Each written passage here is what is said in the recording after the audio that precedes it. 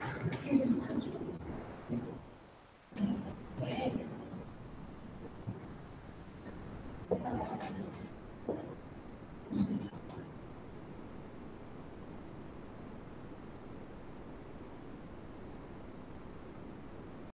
Diamond Lakes in District 76 for Tuesday, November 7th. Roll call, please.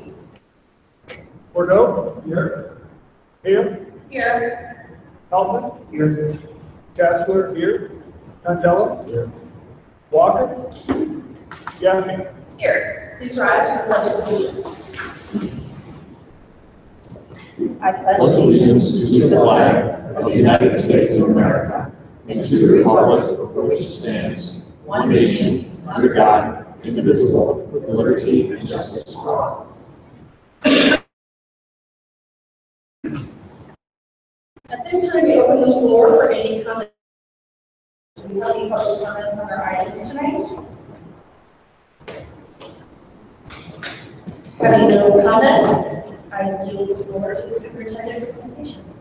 Thank you, and welcome everybody. Tonight is a follow-up to our September 26th board meeting where the district leadership team presented you with a plan of consolidating our 3 schools into 2 and then turning our 3rd building area as professional development and administration center. So the board gives direction to research and analyze and do a feasibility study with our partners, which is Coit Architects and Piper Construction. And I'm going to introduce them real quickly because they each have heard our presentation. So welcome Craig Sika from White Company, Dave Gasson, and Lance Trish from Piper Construction. So the 3 of them, as well as Lisa,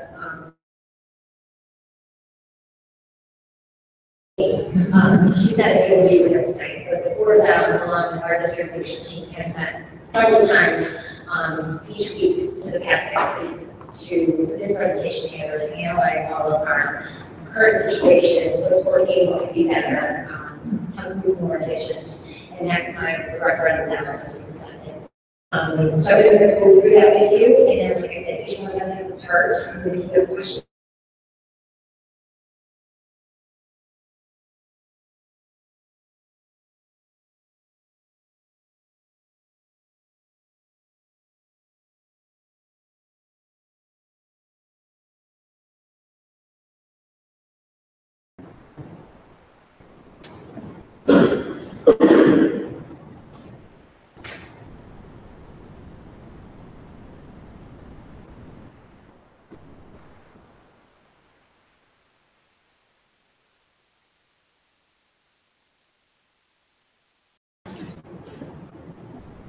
Just make sure.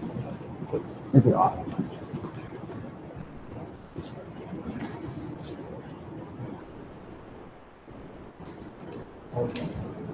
Oh, thank you. Sorry. Can we just go back to the second slide? Would you want me to stand over here? Would that help?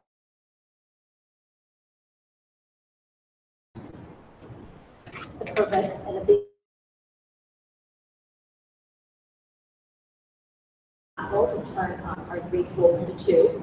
We're going to walk you through the plan and the process that we did as a team, and then there's going to be the outcomes of our design, and then budget recommendation, and then direction from you as far as how we can move forward.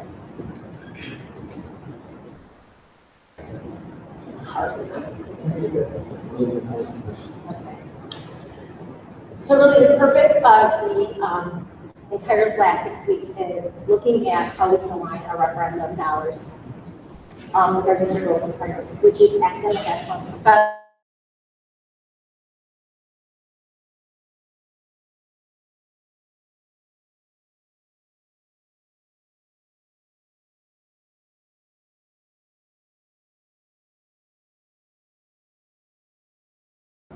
and families, and make sure that we can give them the most amount of those referendum dollars, and that they can all benefit from it. Consolidate our academic and professional programs into 2 facilities. Also, and we want all of this work to be done in the next 2 years. I know that in the past, the district has worked for the past 5 or 6 years with a few architect firms and did a few, thank you.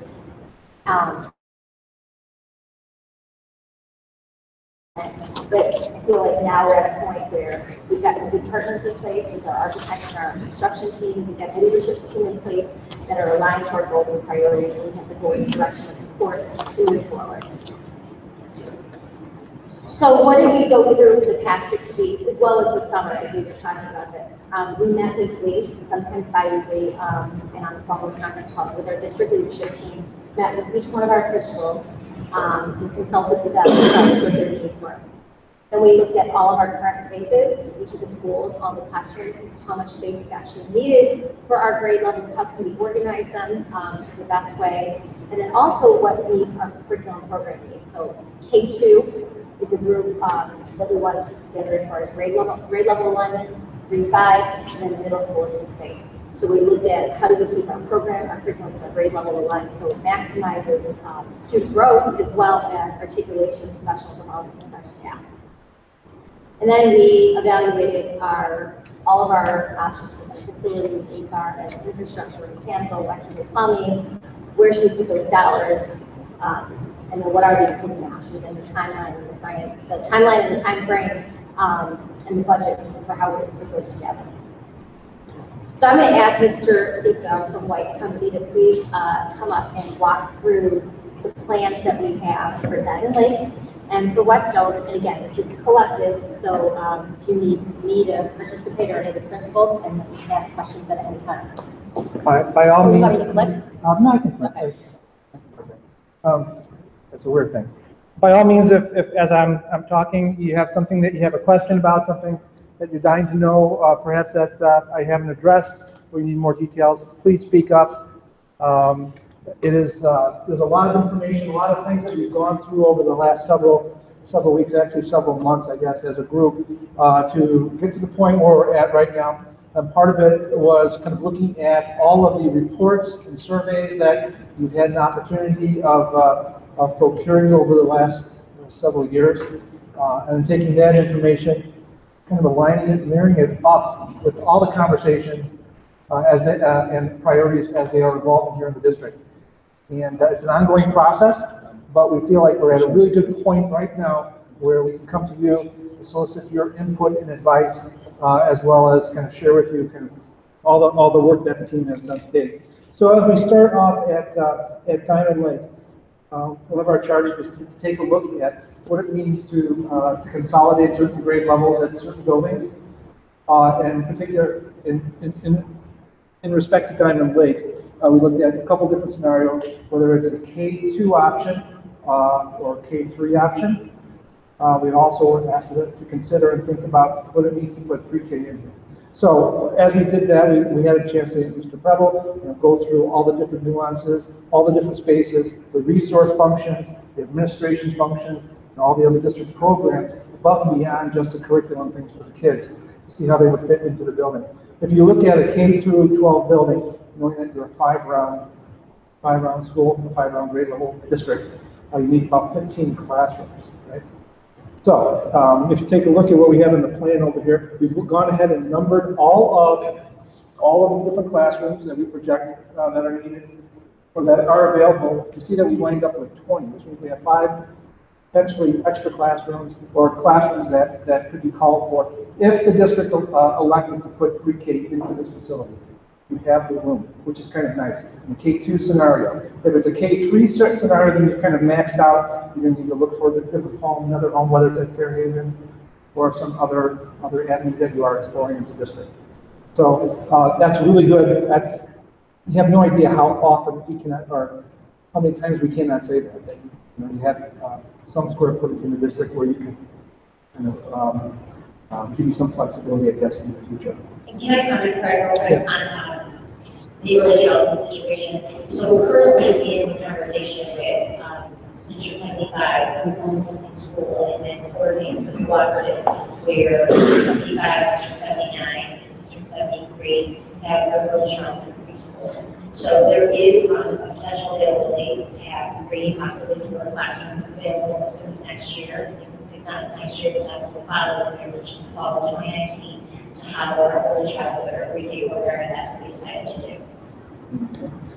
Kind of rounding out the other spaces, as I said, the resource spaces, art, music, the gymnasium spaces will stay the same. And you'll notice that on the plan over here, we have certain spaces that are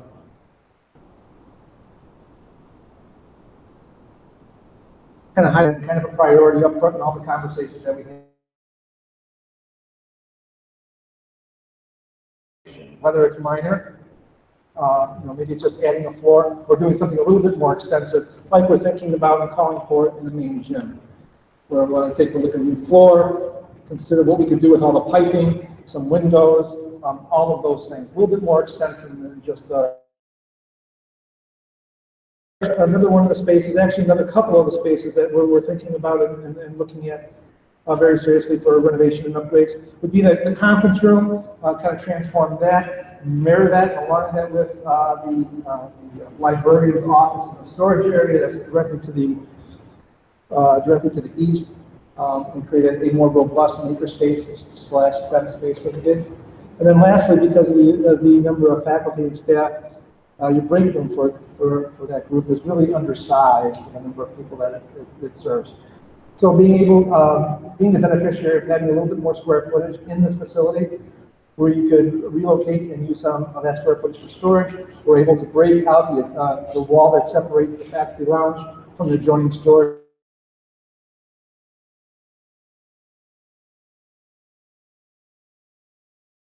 That they engage in. I think it's a kind of a nice touch. It's, all of these renovations serve not just the kids, but it does serve the teachers as well. And lastly, we started highlighting in red are all those spaces that are those are bathrooms, knowing that was another one of the district's priorities from the get-go. Since we know that we're going to be doing those, Mr. Trish is going to be speaking to you a little bit in just a few moments about things that we've accomplished, things that we intend to accomplish in the next year, and then sort of the last phase of work. The bathrooms kind of fit right in that middle category, and not just over here at Diamond Lake, but also over here. So we've gone ahead, and we know that we're taking care of all of that work. What's kind of up for grabs are some of the other things that we're doing. We are yet kind of scrutinizing and defining mechanical upgrades and what that means. We do have a list. As a group, we're going through the nuances and details of those particular systems so that we can make an appropriate recommendation to you farther down the road. We know that's going to happen probably in what we're calling the second phase or the third year of the program. And then there's some roofing work and things like that we need to consider. Again, we're using all the reports that you've commissioned to date, looking at those, analyzing those, and then we'll be able, with the help of our friends at Pepper, to make a recommendation, have a budget number that you could kind of get your hands around, and then hopefully provide direction for us to proceed. Any questions over at Diamond Lake? Yes. Couple questions. One, for the pre-K, have we done any kind of assessment of the quality, the features of their curriculum, and whether it's aligned with what we would want to be doing? It's my understanding that the pre-K program, you're talking about what I think we are.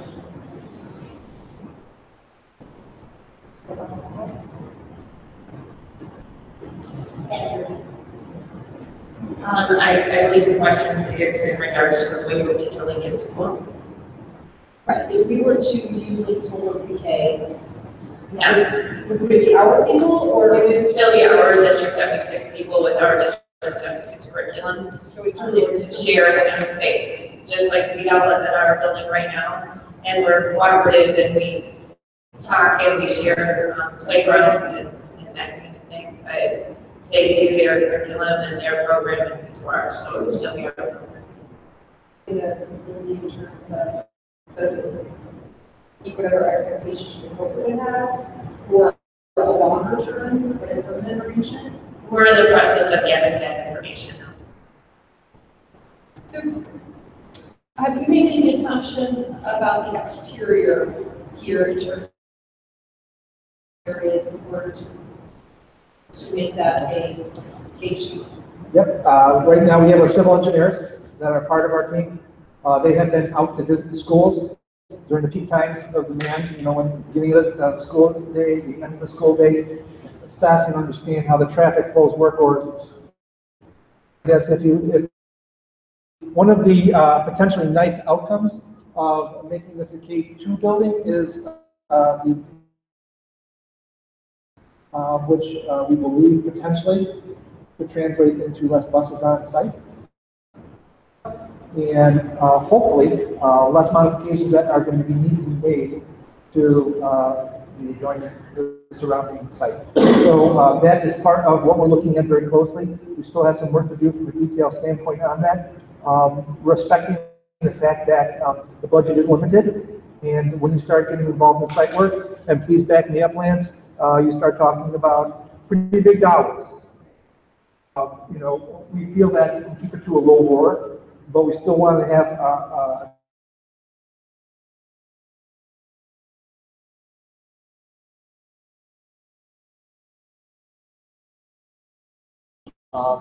that what we're proposing fits well within the budget and solves some of the issues that potentially might be at hand. Are you taking into account because of student population may be reduced, at least in my experience, it seems like the parent pickup and drop off is much larger at Fairhaven, even though there's less students there, then you would have it at Devon Lake, so we're taking advantage of that too, because there's a lot more traffic there in terms of parents and kids. Yeah, we're going to get to Fairhaven in just a moment. Yeah, but if we transfer the population over to Diamond Lake, are you looking at the current situation of Fairhaven as it exists now? Mrs. Hills and Translation. Oh, absolutely, that's all part of, yes. Yeah, Absolutely. because I guess my concern is that even if the student populations reduce, the number of parents we have coming there to pick up their kids is actually a lot more than we would see currently at time.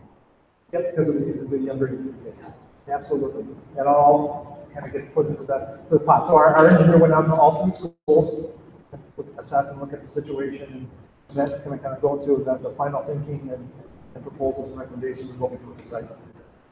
Have you guys advanced your thinking about the gym at Diamond Lake and whether the outcome concrete? I think one of we'll get to the slide where we start talking about outcomes and budget recommendations. I think one of the things as we started looking at the definitely need to do must-haves, some of the priorities as we understand them in the district, it became very clear that the budget, that $11.4 million budget gets eaten up very quickly. And so as a group, we have made a determination, assessment that the money might be well spent, other parts of the district that serve their students, and not do the extensive amount of demolition and reconstruction of that gym that's going to be required to get rid of the concrete strips. But I mean, there's a lot of good things that we can do in that gym. I'm very confident of that, and really make it feel, you know, even better than this feels. And this feels really good. I mean, you know, once we get the floor in, this is right now, even without the floor, this is a million times better than the last time I was here. It's amazing what lights and paint can do. Yeah? Now imagine once you get the floor in here, and it'll be the same kind of thing over at Diamond Lake. However, it'll be even a little bit more because we're going to be thinking about and looking at putting new windows, along with the lighting, new flooring, and we're considering. It's a lot more complicated than we originally thought, but considering that, you know, the piping, relocating that because it's all up on the walls everywhere, a bunch of spaghetti kind of thrown up on the wall. So it's a little bit more complicated. But we're going to make a very, we're always honest, I can say honest attempt, but more than that, a very concerted attempt to see if we can eliminate that or move that elsewhere in the district or in the building where it should be. And it should be behind walls, up in ceilings, and kind of out of the way. You don't want that where all the walls are. You know, I'm preaching to the choir. Right on your call, I think. Oh, yeah. Okay. And the air conditioning too, at the gym at Diamond Lake. Say that again? Air conditioning too at the gym at Diamond Lake. Yeah, and then to be fair, I don't have an issue. Just a question. Yeah. No. Okay, those are my questions. I remember that one of the issues that for the gym time that wasn't either aiding my entrance or it wasn't at least disabled friendly for anybody into the gym. That we need to That solve. may be something that we take care of even. Yeah, that we're gonna have to take care of. We're not gonna be able to take care of it where the stairs are at the main entrance. That's a big drop. You'd have a massive ramp over there. But along the back, we have that secondary means of entrance and egress over there. I think that's just one step if I'm not mistaken. So, we're looking at ways of kind of managing, the accessibility issue in that direction. Yep. So it looked like from what you said that we have 5 extra classrooms. So does that assume that we would essentially have same or very similar class size to what we're seeing here? Yes.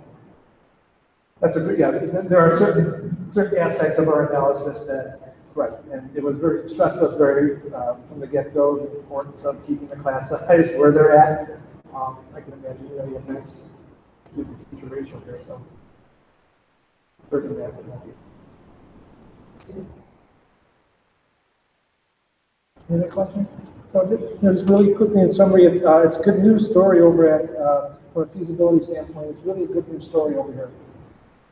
You have the option, the flexibility of having some additional square footage should you need it, or whatever happens with the pre-K program, we don't fit it in here.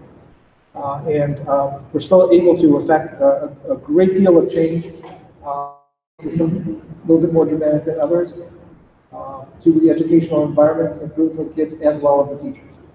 It's a good story. So over at West Oak campus, sort of the same scenario and process, and met with leadership here at the school. Looked at things very closely. Thank you very much for your input. It was invaluable. Took a look at a couple of different scenarios. The first one was what happens if we move 4th grade over here, and then it's 4 through 8 school.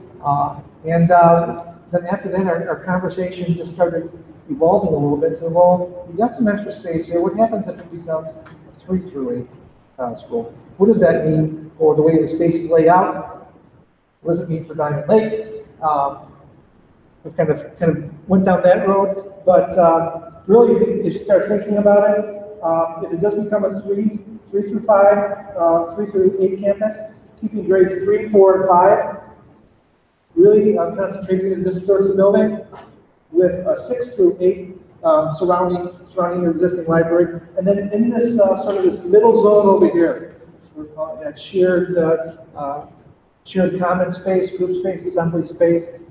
That's where your cafeteria is, your band program, and all that. Recognizing the fact that probably the older kids are going to be taking more advantage of what happens on the site over here, but it does give you an option and kind of a buffer between the 2 grades, right? We've already started effecting some changes in the south third of the building, where you've seen the hallways. We're doing a little experiment, I guess, if you will, to test out different kinds of materials, paint, to see how it kind of affects the environment. I think it was a pretty dramatic change. This is also a result of those initial conversations and kind of work scope items. We're looking at doing the same thing, and we'll be probably looking at that a little sooner than well. Following the same logic as Diamond Lake, those spaces that are in green, we know that we're going to somehow change and do some renovations. Of course, this space, the main gym, not doing anything really extensive, I guess, if you will, but taking a look at the bleachers, maybe refinishing the floor, putting some paint. We've already replaced the lights, so you're ahead of the ball game over there. Those are minor. We start taking a look at the fitness center in the library. Those have the potential of being a little bit more extensive, a little bit more robust than these spaces over here. Libraries, kind of across the board, not just for you, but across the board throughout the area, have gone under a reimagining, if you will. We need to have that conversation with your librarians to figure out what that means for you as a district over here, as well as over at Diamond Lake, and to see what kind of improvements or upgrades are in store for that space. And sometimes they are more expensive than others. And then lastly, sort of a fitness center, which we've kind of called for in that area. Here we got to talk to you a little bit more about that. But it's what's really kind of nice. I'm sorry, Chris.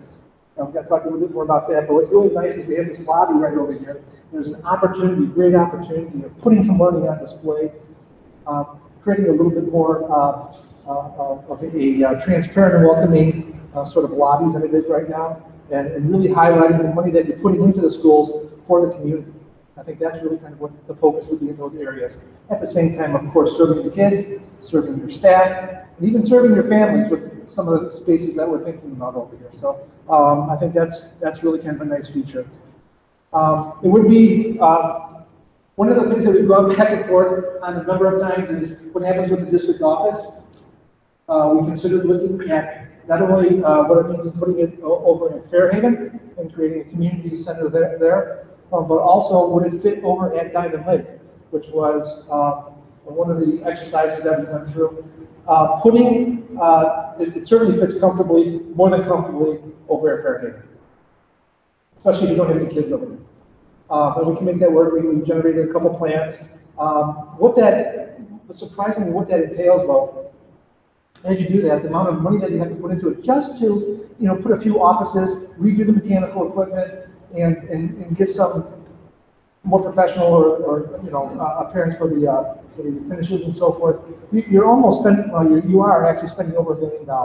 So that caused the team to reconsider what we were thinking about what we're doing. We looked at putting the district office over at Diamond Lake. What happens when you do that, though? You put a strain on the square footage that you have for the students. There is no elbow room to grow. You're starting to consolidate. If you're willing to live with, some discomfort, it really ultimately wound its way back to where we started from. I think in a very good way, after having gone and assessed the available spaces for instruction and so forth. Even with third grade over here, we think we can keep the district office here, and you still will fit comfortably grades 3 through 8 in this facility. So it's a good thing. You don't have to touch it. You've already done some renovations to it. It makes a whole lot of sense. Can I just highlight one point real quick? It was listed on there, and Mr. Sika touched on it, but I want to just reiterate and emphasize that these will be running as 2 separate schools. So you would have an intermediate school, which would be grades 3, 4, and 5, and then you have the middle school, which would be running 6, 7, 8, and currently is, and then we'll continue with the staggered start times, and then the different transportation costs. So the kids, 3rd graders would be on bus with 8th graders, and they would be starting and ending at the same time. So we run this on 2 separate campuses, even when they be the same building. I think we keep, I know we keep one principal, but I think we look at how June and the city right now are operating as administrators, and they can divide up and have an intermediate assistant principal and middle school assistant principal.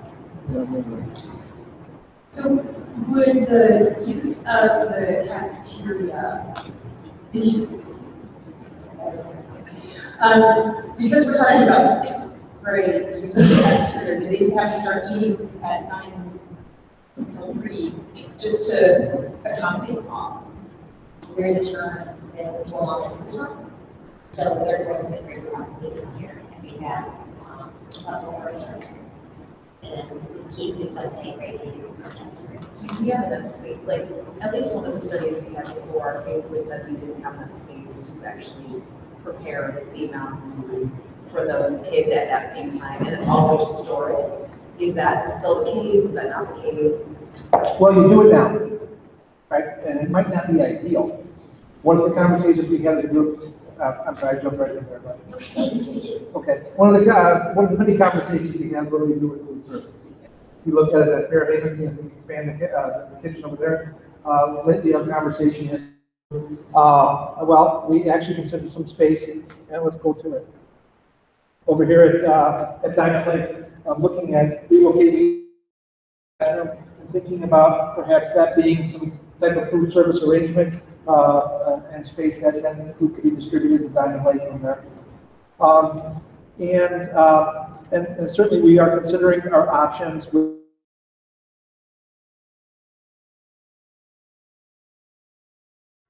hands around that before we touch the bathrooms, and that's kind of where we live right now as a group. Like the site work. When you start talking about renovation and kitchen space, you are talking about premium dollars. And so I think there's bigger questions that need to be answered about food to the kids, and maybe what partnerships the district.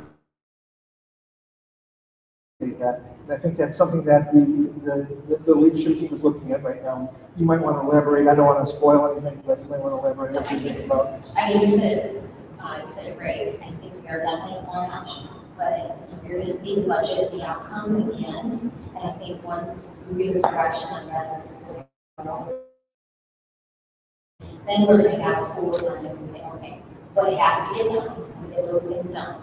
And then what's left over, and let's prioritize. We said cafeterias, gyms, libraries, classrooms. So from that list, where do we put our dollars? Where do we prioritize the timeline? And that's going to come from consulting from all of you, community feedback, staff feedback, of where we want to put that money.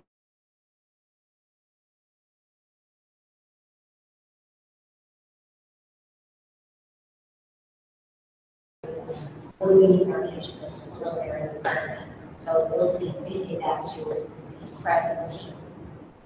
So when they start looking at design.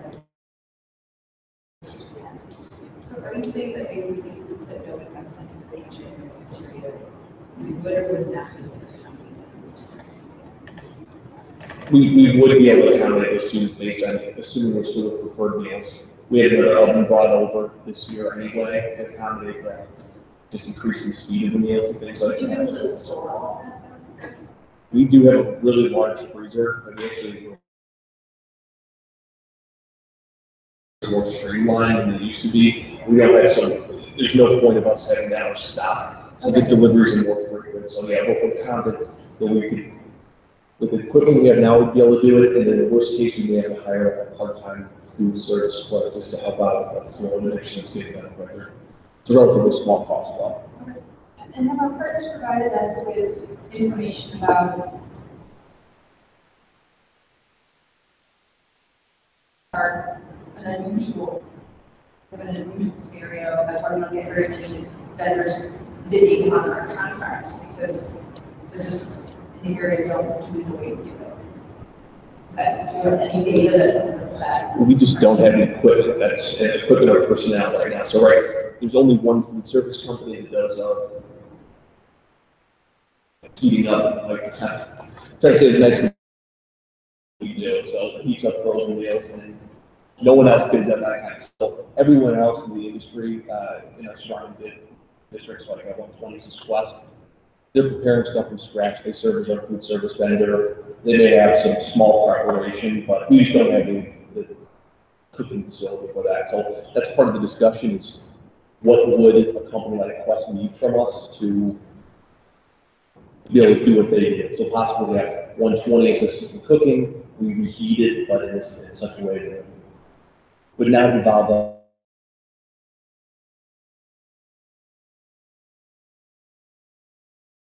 We have made that no priority to white as well as to partners. We can get a kitchen. What's the top of the line scale down? Where's the requirements for there? Well, we get other vendors to put on our stuff, or we need other basic requirements, so they're very aware of that. Yeah.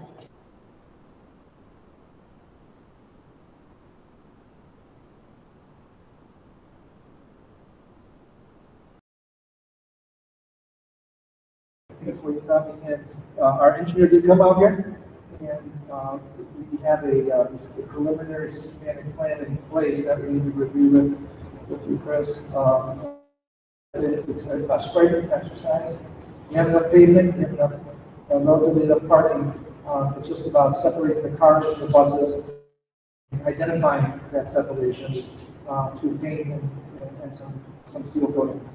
And I think we can cure hopefully a lot of those. It won't be perfect. It's just kind of an odd shaped site, but it should be spending a lot of money on pavement and so forth. Right now, it's in fairly decent shape.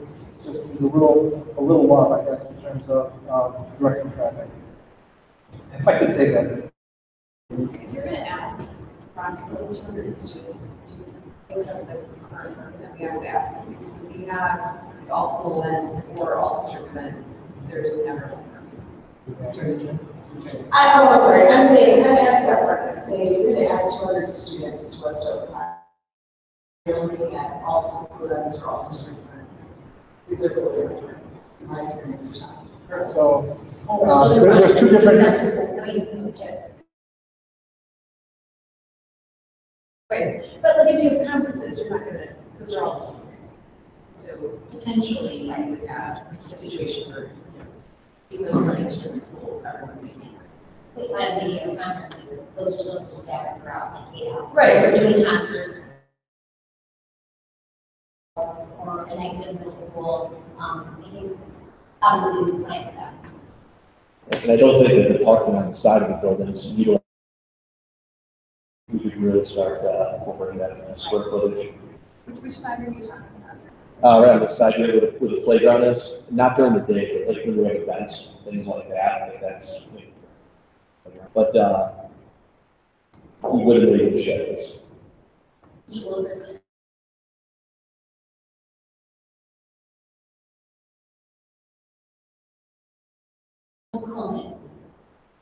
I have a question about the library space. So I know you said that obviously we want to take a look at that to come into the essential. But I would also think. I didn't say that for the record. Right. Okay, so I'm paraphrasing it for the words your mom, but it's the gist, right? We do want to give them time to.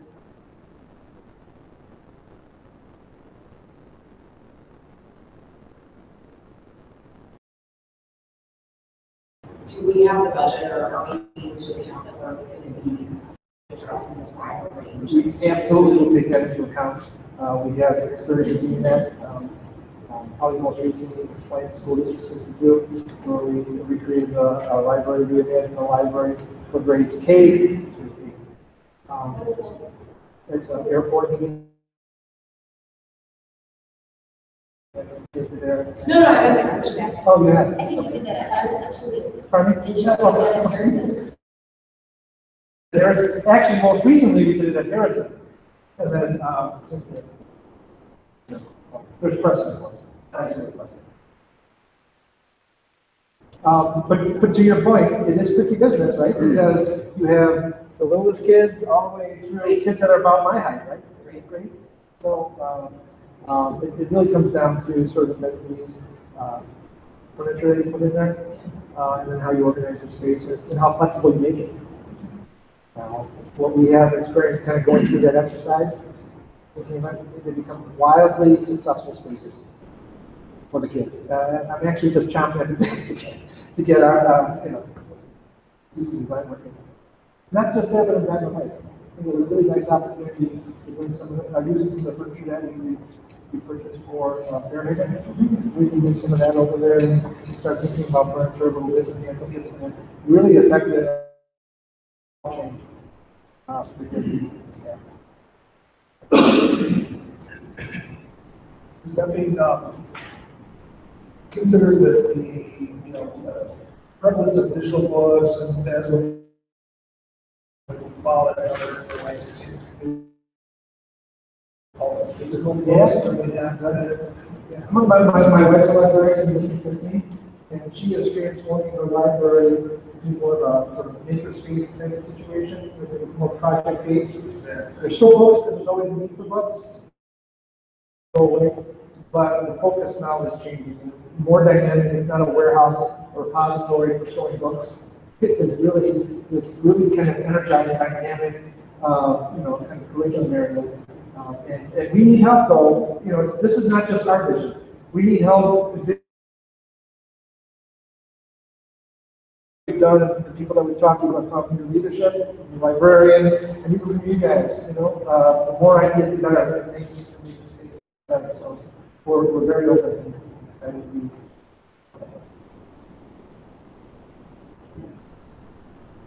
So summarizing it very quickly, what I forgot to say is a kind of a two-school approach that we're suggesting and recommending for you. K or 3-5, certainly on the south end, 6-8. On the north end, that's sort of that interstitial space or that intermediate zone, shared assembly space for those kids. 2 separate main entrances, probably designated parking and the like. That would help provide some kind of identity for each one of the one of the schools. We've gone through the exercise, we feel very comfortable and confident that everybody fits very nicely within the school and with some of the contemplated changes. I think it could be something that you'd be very proud of.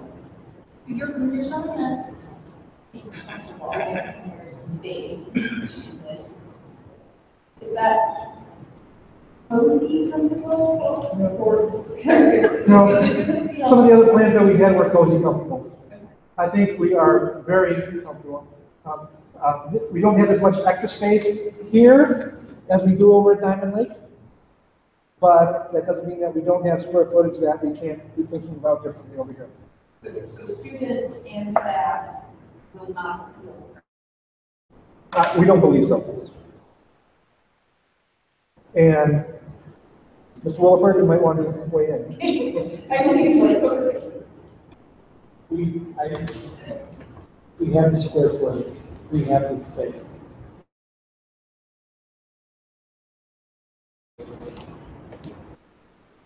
How we schedule the day for the middle school and how we schedule the middle school. That's going to be one of the biggest things that drives everything. As they run as two separate schools, middle school shouldn't be interfering with that intermediate or vice versa. Will work.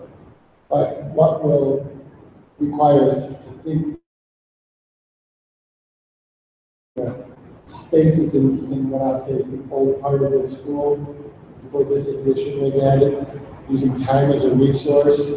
And then our biggest, probably one of our biggest challenges will be just looking at lockers and what do we do with that for the middle school. But that's that test. But it's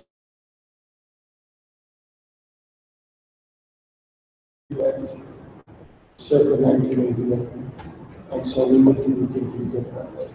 I think we have this space definitely, and running as two separate schools is essential for that to really work.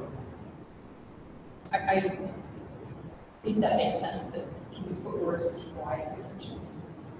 Two separate, you want to make sure the flow is whether it's traffic flow coming into the building, exiting the building. You don't want, a mass crowd of, let's say, 650 people out front with pickup and everything. So we want to just make sure that through organized time and using it properly, entrance and operating. So you want to look at, if it's that center area, how do we schedule to make sure we're limiting not cross-contamination? I don't think that sounds nice, but we don't want to clog the center. So it's just required us to think a little bit differently. It's definitely doable. Winston campus in Palatine doing it for years. They have a campus, they have two schools. We look at Lake Zurich, how some of their middle schools north and the elementary school right there. They're on the same campus, they run as two separate schools. We are sharing a building, but some of those buildings in Lake Zurich have a common gymnasium, but then they have two separate rooms, if you will. And we can learn a lot from our neighbors. We're not expecting any significant change in student population or anything in the next several years. I mean, it seems like our community is pretty built up. I don't see any more subdivisions. Yeah, I just want to make sure that's something. No, we really only have that, there's, I guess, that new subdivisions kind of in the lake, right down the road there, that small complex. And there was talk about having a new complex built with TIF districts downtown Mundelein, but like a small quarter that building would be go to our district, it would be split districts, so we're not anticipating any more increased enrollment. The whole former Menards area is residential. It doesn't appear so now. We've been hearing a couple different things for years, but we're just hoping some commercial property backs it up. The nice part is we do have the past shrubs, groups that definitely is being used. But if they have to be, do expansion, minimum, we have classrooms that we can reorganize. So, Terry, we ready to go there? So, that's our last plan here. What do we know about the cost to prepare it for sale, or to sell it, or to mothball it? So we, as a team, we went through a study over there, looking at what it would look like if we moved the district office, or we would all the functions that went to the administrative center, that's the building. And although nothing's colored over here, it's really this portion of the gym going straight across, thereby kind of abandon everything that you see kind of in that hatched area. We would even look at taking over some square footage, maintaining some square footage for the pre-K program, should that be desirable, and ran some calculations, a bunch of calculations, according to the plans. And Lance, you might want to share your findings as far as that goes. I can tell you what it did. And this particular school strictly was about maximizing dollars and expenditures on the building for the kids. So, but I mean, there was taking your thunder away. No, it's fine. I mean, there was a significant amount of repairs. The mechanical upgrades alone were over $1 million. At Fairhaven, we had about $500,000 in replacements. Near-term roof replacement. So, and one of the issues we have at the school, as far as the equipment, we basically have to fix the plant, which is the entire building. Right. So there is a substantial cost associated with that, which we're currently budgeting $1.1 to $1.2 million just to replace equipment that is at the end or has passed its useful life. And that's before we do any other improvements to the facility. And then the near-term roof replacement, again, it's just a portion of the overall roof that has to be replaced, but it's that portion that is going to be at or past its useful life. And that's dollars that would have to go into the school just to continue to use it exactly as it's used today before doing any other work. And that doesn't even take into account the fact that Fairhaven's on low ground, and we had water issues last year, and we could put money into that project and not necessarily know if that's going to fix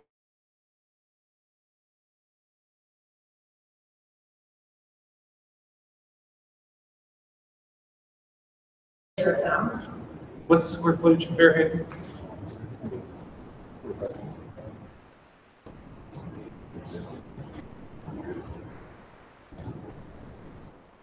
Maybe 250,000. Do we need permission? We'd have to. We'd have to get.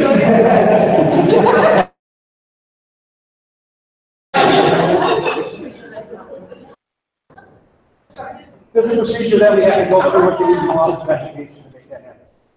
It's really just a paperwork procedure. Yeah. A county or a village or.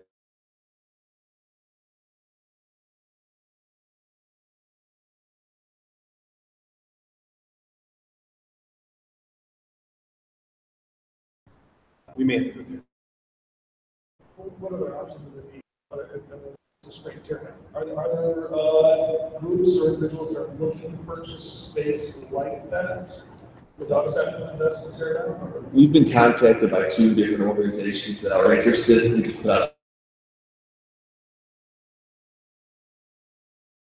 this. So the question is, what kind of investment, if any, will we be putting in? Which I don't think at this point we're willing to put in any investment.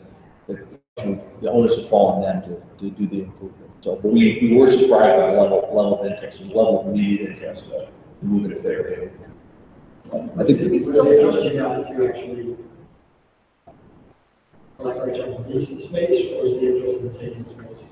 It would be leased. It's one of the regional office programs is interested in taking that programs as of about a week ago, so that is like the rest. Well, that was a similar situation happening probably at the time. Yeah.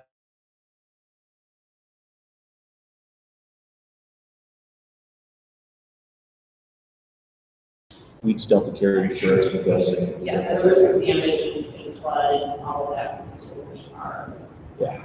So that would be the main analysis of.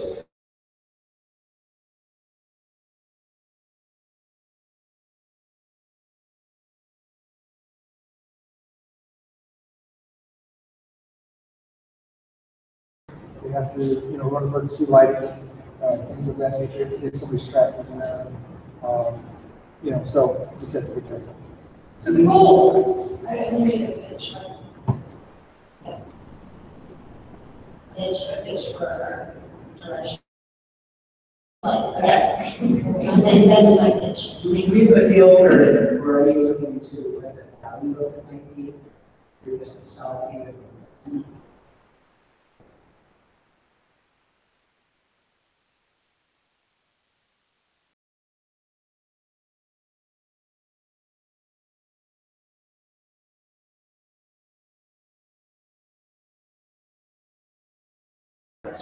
I know there'd be interest in it. I'm not sure exactly what Alabama. We certainly have some operational savings just from not running the buildings. So, based on the calculations, we have about 300,000 annually, which is operational savings. But I'm sure you generate interest on the restructuring of that, little bit of that industrial territory. They have that music building over there. Just lose a couple properties right along the railroad. We haven't received anything, we're waiting for your direction after tonight's meeting, so. And we'll start exploring options of, and we don't want to have fair meeting, we explore the options of what to do with it. Thank you. No, it's not just start. So now we'll talk a little bit about budget. So we broke the budget out into 3 categories. First category is the items that are already completed. Those were completed in the summer of 2017. The second category is going to be the projects that we're proposing for the summer 2018, and then the third will be 2019. So if we jump back up, so this summer, obviously, at West Hope, we did the corridor renovations, we did the gym renovation here as well. And then the exterior signage for the West Oak campus will be going in later this fall, early winter. Phase 1, these are the projects that we know we can tackle right away next year. One's the toilet room upgrades district-wide, that'd be at Diamond Lake and West Oak. The gym renovations at both Diamond Lake and West Oak as well. And the remaining corridor upgrades, that's the balance of the 2/3 of the corridors here at West Oak. And those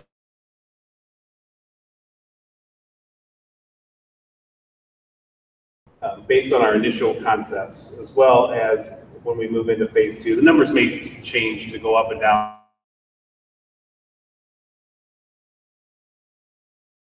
So as we move into 2019, we know we got the mechanical upgrades. That's a big ticket. That's almost $2.8 million. And we've got Diamond Lake roof replacement, which is pretty significant at $1 million.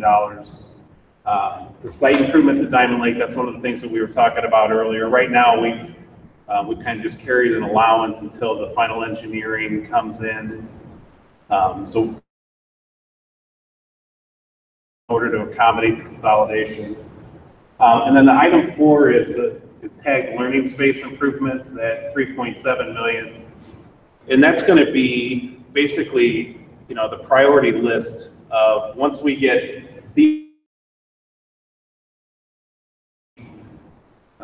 for 2019, then we're going to start to really look at what's important. Out of that 3.7, is a kitchen really important? Is that a high priority?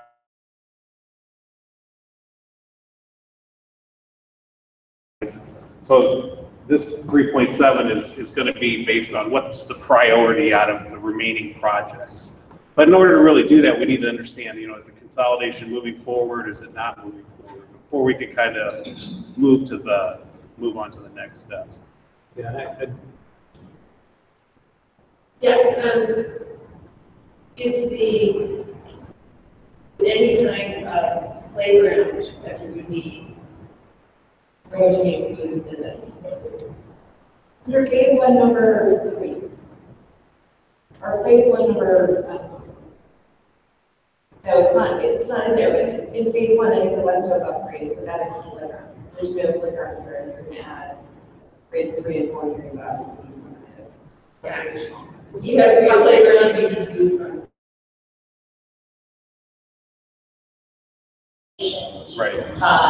West Oak being free, each building until the fall of 2019. I just don't see West Oak unfazed. Right, and I mean, that would have to come out of our priority, be a priority, item number 4 in 2019. Well, can you move the playground that's at? Absolutely, and we've talked about that, and we fully intend to do that, but we can't.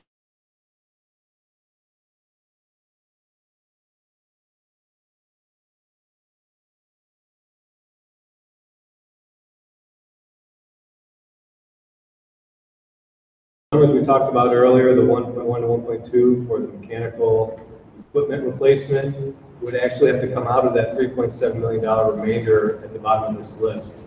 At Fairhaven. At Fairhaven, correct. So right now, that $3.7 million can be split.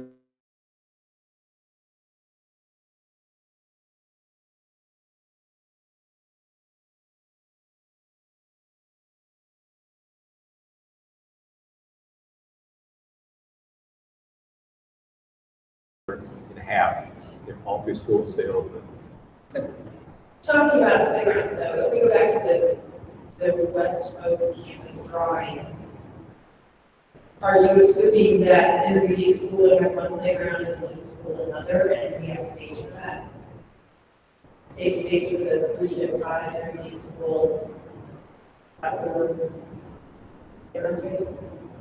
I think we need to talk about scheduling, because I think we would do recess playground for 3, 4, 5. I don't know what we would do for 6, 7, 8. Like recess would still be an option, the way we would schedule the day, if that makes sense. Maybe team leader, right, that's a different conversation. I think a playground for 3 or an area for kids to, a recreational area for grades 3, 4, and 5 is definitely a priority in the future. Not sure that priority for we're looking at restructuring the instructional day. Physical activities, Right. sometimes outside. Sometimes outside, sometimes with PE and day, but just different ways of looking at it. And it also brings up another perspective that I'd like to share with you. And, you know, we respect and take very seriously the fact that we have $11.4 million. And to your buck, there's also a mindset. The building is not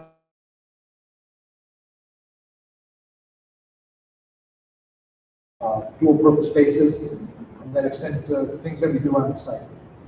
And so, you know, it's what you were talking about. So that, you know, yes, we get grades 3 through 8 in this facility, but it's going to cause you to think a little differently.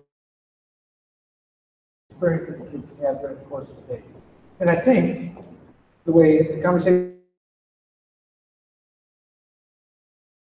the unique opportunity that you have to transform the building, not just how it looks, but what happens.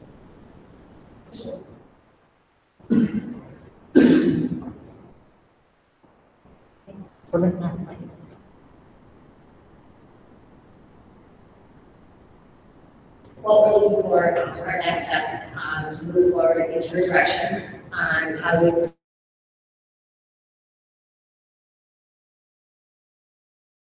the district opportunity in West Oak, and then evaluate our options for Fairhaven. What we want to do with that, and I think Paul, you brought us some great examples of things that we need to further research and explore. And then this team that's here tonight, along with the district leadership team, will continue to align our budget, our priorities, and then what is our work scope for phase 1 as well as for phase 2. And then from that, what are the specific projects we want to get done for next summer? What do we need to have to bid to make sure we have competitive pricing? And then how do we communicate this to our staff and our community as to what's happening, how it's gonna happen? You know, we have, it's time, we're having 18 months to plan and roll this out and hopefully, address some of the unknowns and answer questions and concerns that parents, community members, as well as staff may have. And then from there, once we get the direction is to implement not only the 2018, but a long-term plan for 2019 and going forward. So that's what we're asking for tonight. It's not necessarily an action item, but we'd like you to take this opportunity to ask us any additional questions or discuss amongst yourself what you'd like us to do going forward. And then we're going out to competitive bids to get projects in place for summer 2018 implementation. Right now, we're planning on going out to bid, I believe, in January. Right.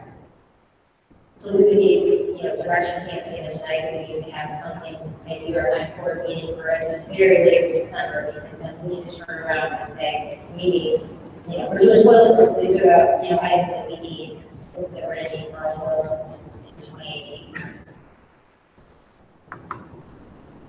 Direction? Actually, may I amend that comment just very quickly? Just in all fairness, Dave is really in charge of putting the drawings together. If we wait till December, that does not give us enough time to put drawings and things for 2018 to get them out to bid for last. It's not tonight. We would respectfully request that the board consider releasing us to do those drawings at your next board meeting. So we have a fighting chance. We want to be.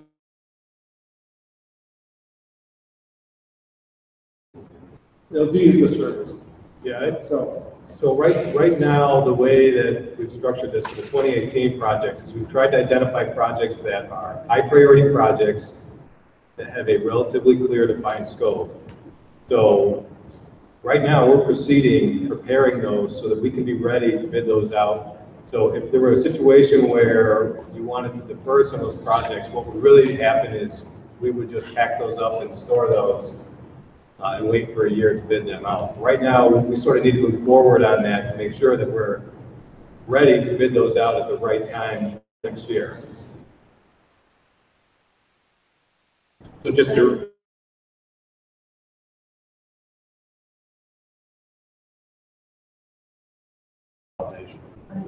for 2018.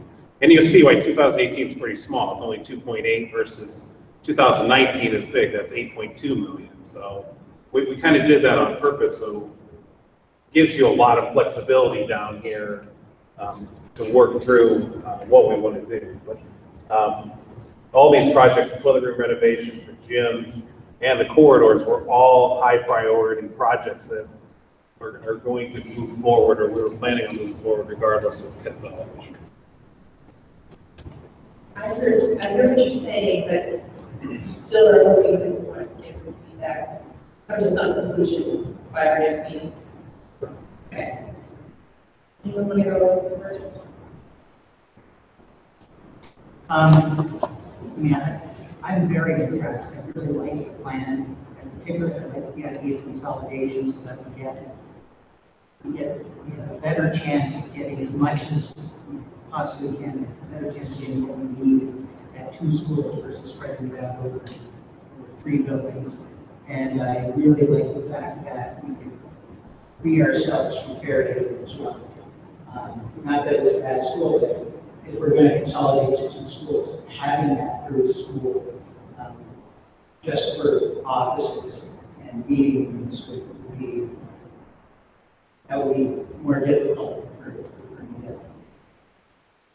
That would be more difficult, I think, for the community to accept this for a lot of us. So I think this is a really strong plan. I would vote for seeing people, including what we should do right.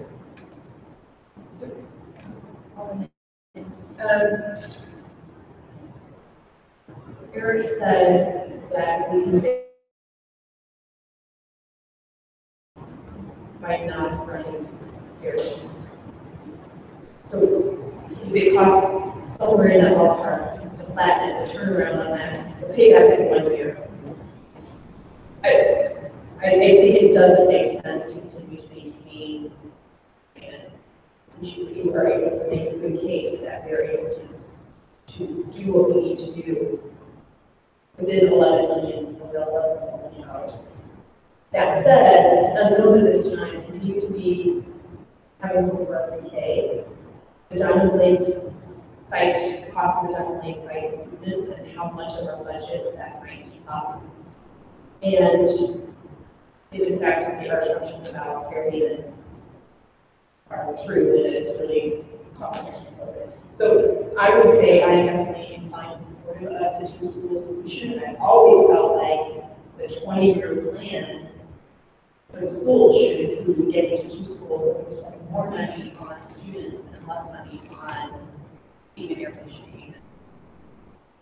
So I think it's the right direction. I'm supportive of it. I would say that I'm interested in getting more concrete direction of the Diamond Lakes site improvements, the Fairhaven cost of pre-K, to be confident that those unknowns become knowns, and then I'd say go forward.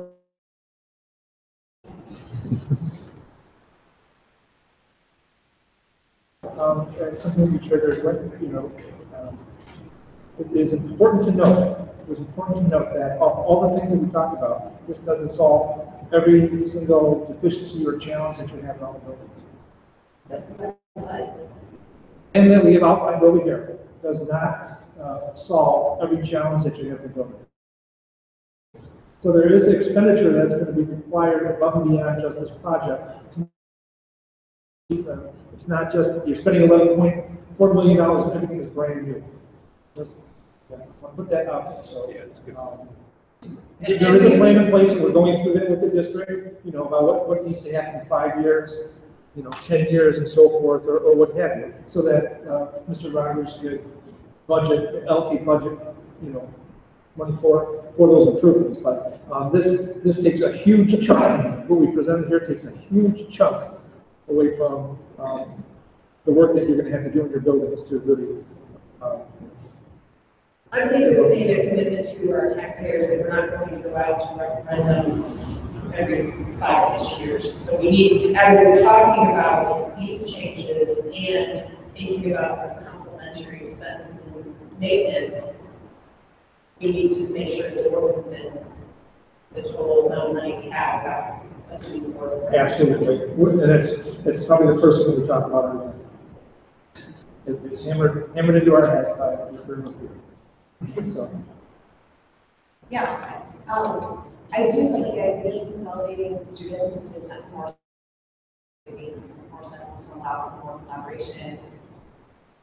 I am concerned about putting 6th grades into West Oak and seeing what kind of impact that'll have on the buses, the traffic, scheduling, things like that, being able to feed all the kids, after school activities, because you do run out in those shared spaces. And I want to make sure that the kids have the same opportunities that they would have now, also in the future. I would think that the whole reason we wanted to change doing this is 1, to be fiscally responsible, but 2, and more importantly, to give the best experience to the kids in the house. So I'm concerned about that, and concerned about the amount of money, because I really think that there are some things that we probably need to do that won't get done. And I don't want to have to necessarily sacrifice things that are important for kids, and that are already happening to get done. So I would say that that's a point that makes sense. And I'm really concerned about busing, because with the train, we've had a terrible year of busing, and the train is a huge impact. 600 kids here, and the train is going to impact every single bus that goes to West Oak. Is that going to be very disruptive to the city?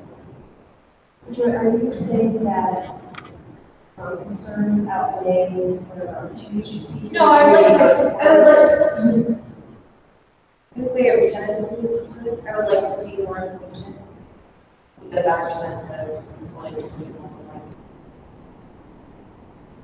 I know it makes sense to keep maintaining Fairhaven, which is so awesome. And also is kind of our outlier school, it makes it more difficult to have it with us in your collaboration.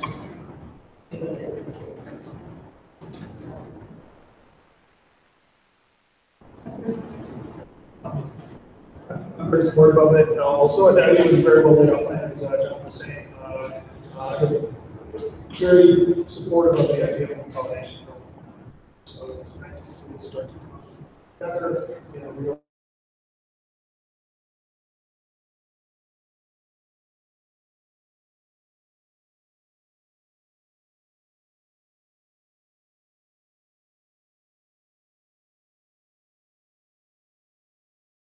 Preparation process. So that's something that I, as we move very closely, make sure that we keep that in mind moving forward, and maybe start working those into our 5 and 10 plans. Not sure we're up to random again, but at least understand where we can spend our money and how that's forward. I hope to see something beneficial happen out of, whether it be financially beneficial, but yeah, the idea of trying to upgrade it, maintain it, sort of office space or something that's crazy to me. So I'm happy about that as well. I think there's a lot of, as Joy mentioned, a lot of sort of have to be worked through and resolved and understood. I'm very concerned about traffic patterns throughout the area as well. I think that's ultimately what we do. It's just, it's, How pretty it's built over the railroad tracks. So, and yeah, and Durham certainly doesn't come with a lot of decisions. Sure.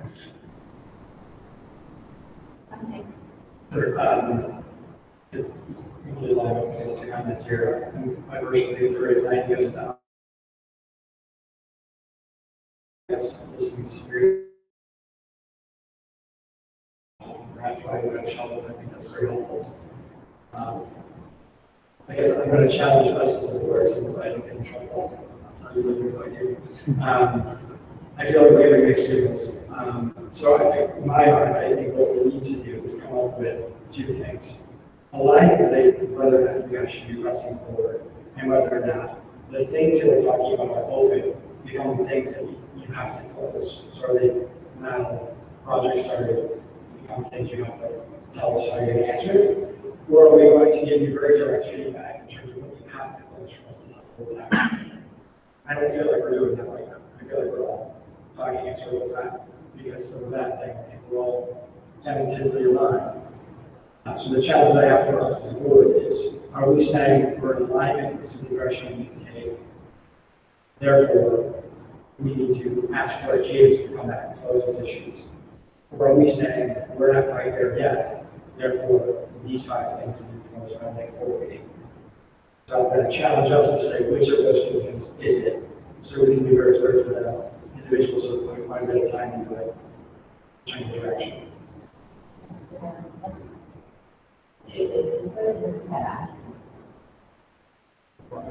think I echo what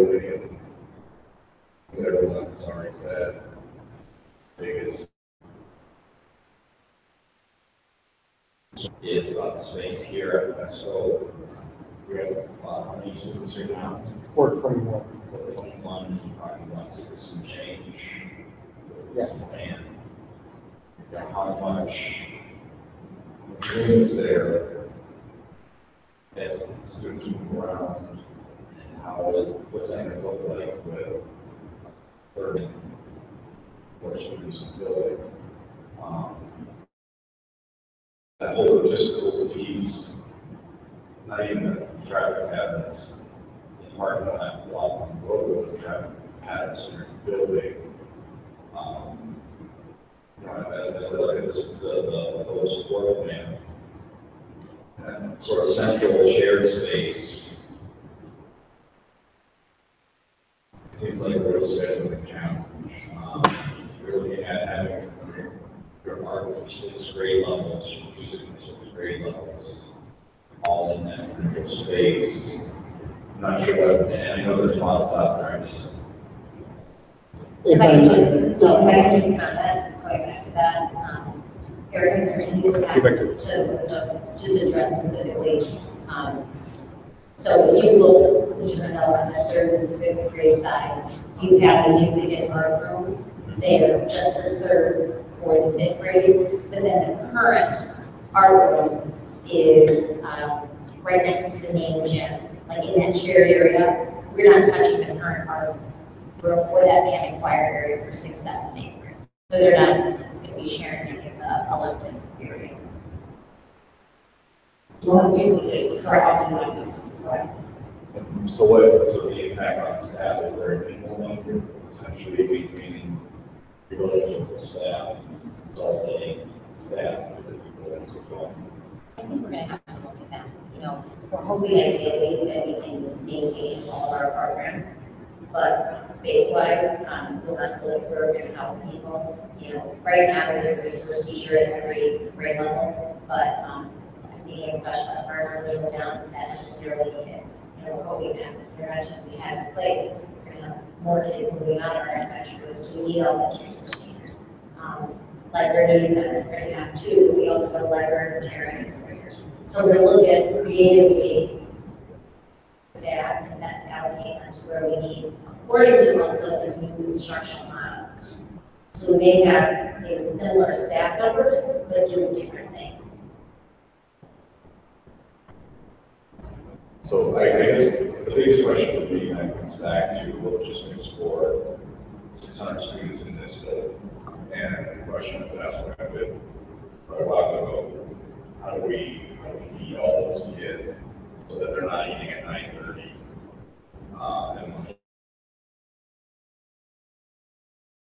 Respectfully appreciate what you're saying and what everyone's saying. If you took the new addition off the building map, that was what the building was 12 years ago or 15 years ago, right before I came here, when this was added. That's 6, 7, and 8. So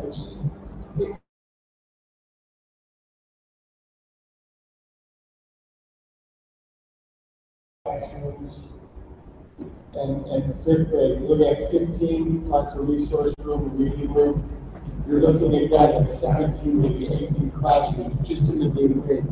As Dr. Chevalier said, room will have spaces for the reading rooms, etc. in the new addition. Running at schools, this facility would be where the students would also eat. This would be a multi-purpose room. So don't think of it as just a gymnasium. We have to look at scheduling differently. There's no denying that. We also would look at which programs or classrooms. So if I have a special ed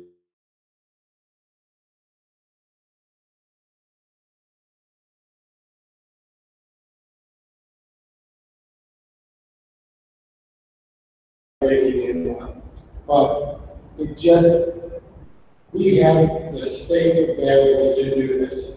We have to keep the 2 schools operating on campus, not 1 school 3 through 8. And that is a challenge, and I appreciate that. And as I said earlier, we need to go to our neighbors who have done this. We need to look at other experts who look at facility scheduling differently. But we also have to realize we can't stay the way we are. So the kitchen, that is a logistical thing. How do we get the food? We have the space to feed them.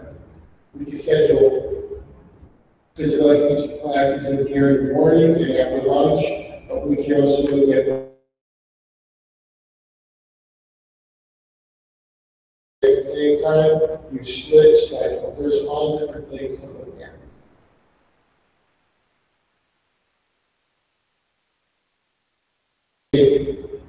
Logistically, it'll work if we utilize our space as a resource, not a constraint, and we use time as a resource, not a fixed.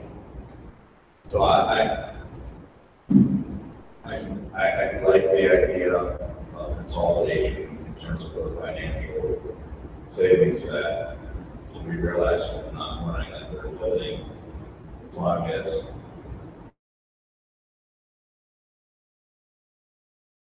those challenges of the student district, so that the students are being served not academically, but yes, all of the so I think to go back to Mr. Boyle's point, we maybe need to get some of those questions. Yeah. Direction. I'll wrap this up here. I have one last thought, which is a few years ago, we asked business managers to put $500,000 in the budget every year for maintenance, because that line item did not happen. And we did it for a few years, and then it was unsustainable. If we were to be able to post irrigate and stay at $100,000 in maintenance, because we recognize that we need to have regular maintenance, I just adding on to what you were saying, Michael, that I think we have no excuse but to have 500 or 600, whatever the natural number is, in that operational maintenance budget, so that we're not in this position every 10 to 10. So, as wrap up, I think what you're hearing is conceptual support. You're hearing some areas of nervousness. Are we agreement on that? So, and we've also asked if we can give you direction at the next meeting. So I'm wondering if, in the next meeting, you guys respond to some of the areas that we're most nervous about. Tracking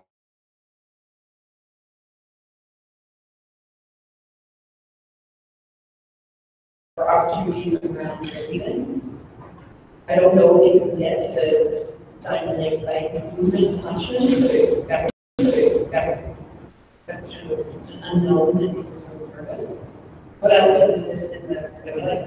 Sure, we wanted to propose other examples that we've seen out there. Even if we didn't work it, would you an example of how two schools may run on a single campus? I have an example of how they're doing it. I think we really helpful for this group, just to sort of say, well, there's been one day work something like this. Ours may look different, like literally, it's not just possible, but it's sort of day in the life of students in that school. And I think we probably should get this panel's perspective on this 10 to 15 things we should be able to start understanding are going to have to be prioritized in 3.7. So if we were to assume two schools, in that 3.7 list across those two schools, what are the lists of things that I'm a couch guy, so I used to have a list of 100 things in the backlog and going by and saying, I know we all work 150, but you're gonna get 6.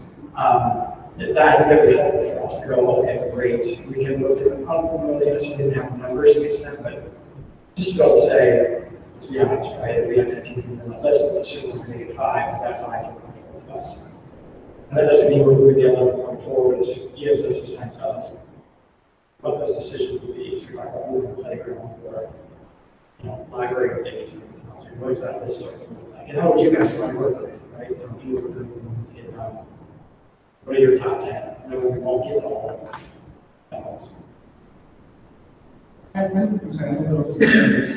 Are we not giving direction or are we giving direction? I think what we're saying. Because but it appears to me that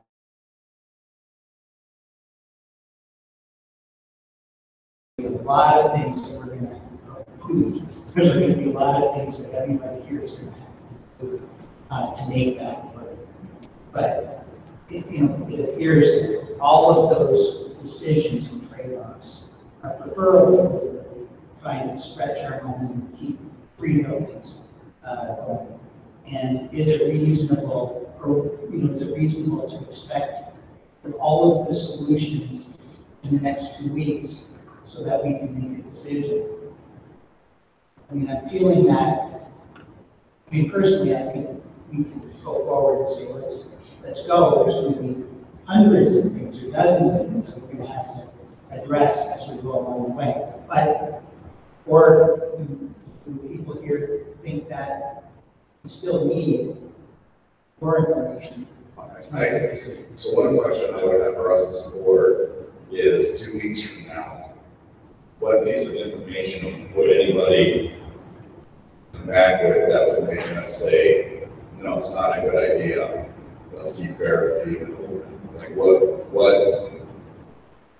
would we expect back that would change our course on this? Totally agree, that goes back to that, are we giving this group a yes now, make it happen, and you're gonna have to close all of these things, right? Like, and your job now is to come back to us and frequency that says, this is how we close this, and there's a receipt, this is how. Or we say, not yet. And I appreciate that you want to be sure on the decision, but I think it's a fair question to say, what do we get? What's going to sway us to keep all three?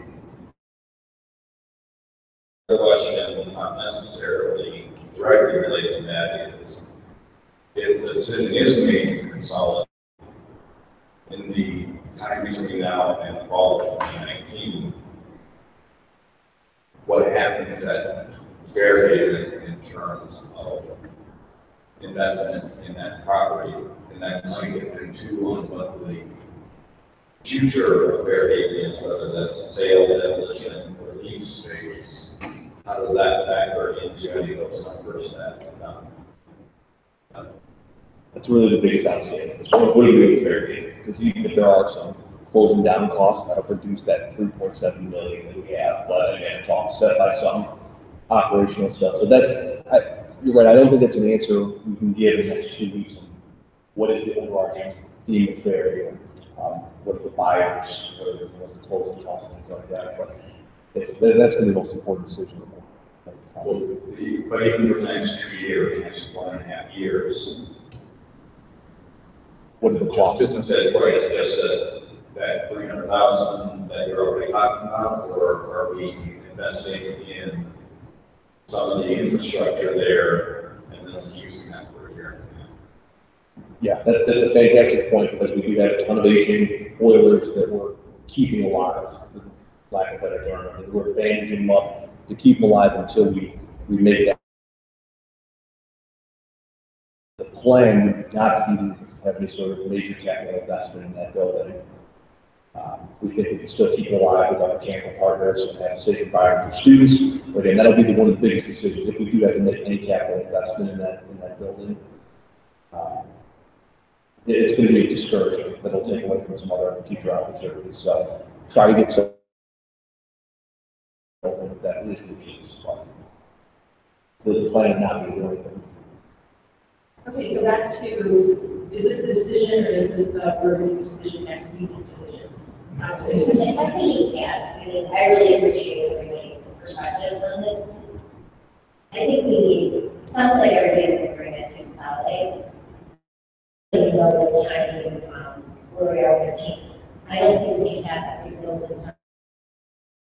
I think that's realistic. But I do know that if this is the clear path that we're going on, that we will be coming to you every month with an update, or every quarter with an update of, okay, now here's how we're addressing food issue, here's how we're addressing class sizes, here's how we're addressing staffing issue. And those things are just going to come up. But right now, we need to say, okay, this is going into buildings. The phase 1 projects are, we have our report, we need to get drawings done, we need to get projects out to bid. In the meantime, leadership team, you're going to start working with staff and figuring out scheduling at the middle school, researching other options, talking to experts, doing what we said. We've already talked about a lot of this. And then some more engaging options, how we're going to feed our kids, and to get that with these requirements, and then coming up with holistic priorities for 2019. So that's what I'm hearing.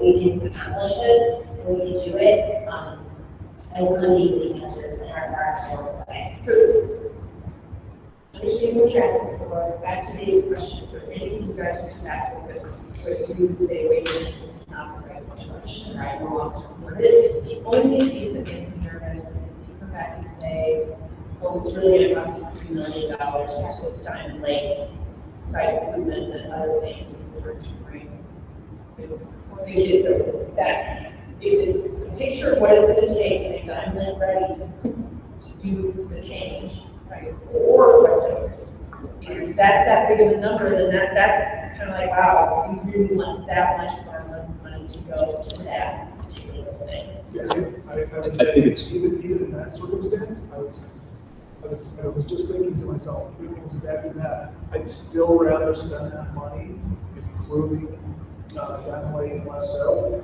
than to continue investing into Fairhaven. Even if we came across a traffic situation or a lunch situation or something that forced us to reduce that limit space improvement money significantly, again, thinking about using it instead for Fairhaven, I would probably still be voting yes, let's consolidate, take a hit on it, take a bite. If a third had to go to that piece, the third party money can go there, you still would say. So we have, It's like we have in $3 2019, we have $3.7 million set aside for organization for this essential to we do need to do organization improvements. But, if it came back, I mean, because just to maintain Fairhaven as it stands. So, if that was,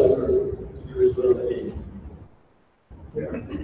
So that would reduce the organization improvement anyways, and also reduce, increase our, liability, potential for the future because of the location it's in. It's not a great space. So we find that, there's virtually nothing. Back at this point, that I can see that. So even if it's not like. It's a good point. It's a great point about the site work. We did talk about this as a team, and we kind of pointed out a little bit. There is no investment in site work at Diamond Lake that we are required to do. It's not a perfect situation right now, but if we reduce the number of buses and the number of class size, we don't need to do any improvements. Anything we're proposing are improvements. It's not a necessity. There's no hidden costs associated with Fairhaven. They have small falls building, and it's gonna cost, $500,000 annually, and that's not part of this, our partner money, so now we're gonna have to have that in the budget, well, there's not any hidden costs associated with it. We don't know yet. Well, I know, but that's my concern, because if you come back and say that, I mean, that would potentially change my vote. If we're gonna find out that we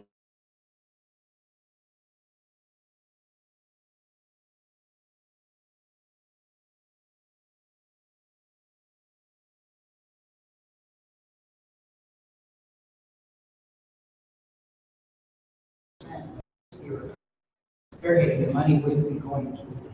yeah, but to me, if the kids are in the building, you're just spending money on the building. I think it's one thing probably should be out.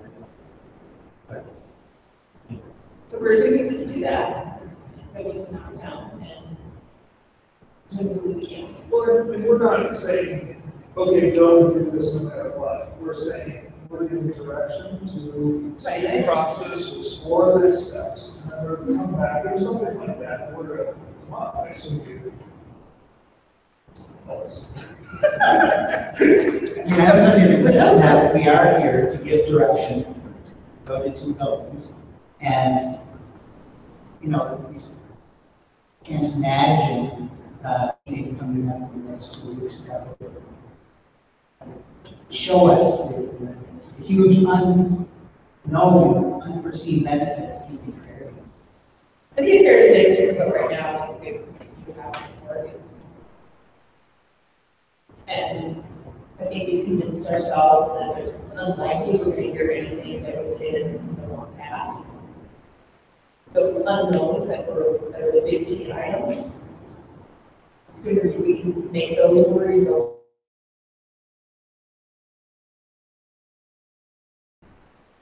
I believe that we're making the scenario. Yes. Thank you. And this is huge. Oh my gosh, for those people who've been working on these facilities, questions and directions for so long. Thank you. It's a wonderful celebration. Of direction. Well, I just want to publicly thank this team because I came to them on September 27th and I said, we need to present the board meeting on November 7th. They was okay, 3 minutes, we did it. So thank you all for your endless time on the phone and being here in person and talking to our leadership team as well as the leadership team from thinking outside the box and making this all come together. Really, it's been a great collective team effort and it's going to continue, but thank you. This is a great start. All right, then.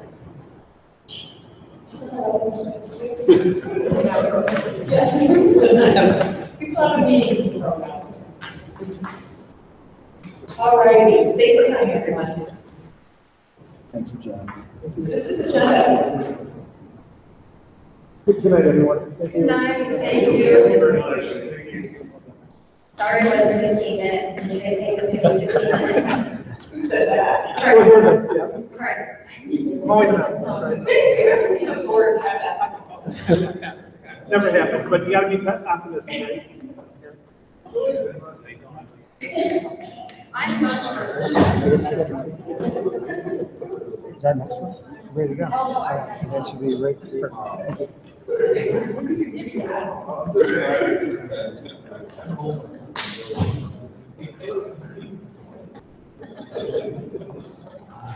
All right.